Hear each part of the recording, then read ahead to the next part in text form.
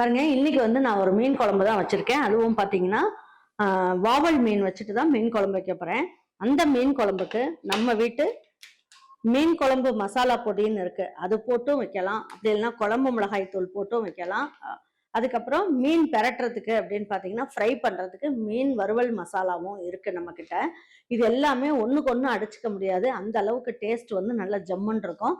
இந்த மீன் குழம்பு மசாலா பொடியில நீங்க வந்து கருவாட்டு குழம்பும் வைக்கலாம், மீன் குழம்பும் வைக்கலாம். இது தேங்காய் அரைச்சு ஊத்தியும் வைக்கலாம், தேங்காய் அரைச்சு ஊத்தாமையும் வைக்கலாம். ரொம்ப நல்லா இருக்கும். அதே மாதிரி குழம்பு மிளகாய் தூள்லையும் அப்படிதான். நீங்க வந்து இது வறுவலுக்கும் இந்த குழம்பு மிளகாய் தூளை யூஸ் பண்ணலாம்.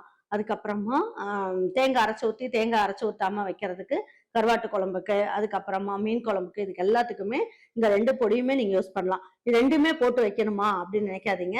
ஒரு நாளைக்கு வந்து மீன் குழம்பு மசாலா பொடியை போட்டு வைங்க, இன்னொரு நாள் இந்த குழம்பு மிளகாய் தூள் போட்டு வைங்க. ரொம்ப நல்லா இருக்கும், ரொம்ப நல்ல டேஸ்டா இருக்கும். தேங்காய் அரைச்சு ஊத்தினாலும் சரி, ஊத்தலைனாலும் சரி, ரொம்ப அட்டகாசமா இருக்கும். கண்டிப்பா ட்ரை பண்ணுங்க. இந்த பொடி 3மே உங்களுக்கு வேணும்னு நினைச்சீங்கன்னா நம்மளுடைய வெப்சைட் வாட்ஸ்அப்ல இப்ப கிடைக்குது. இப்ப ஆஃபர் போயிட்டு இருக்கு, சம்மர் ஆஃபர். வேணுன்றவங்க வாங்கிக்கோங்க.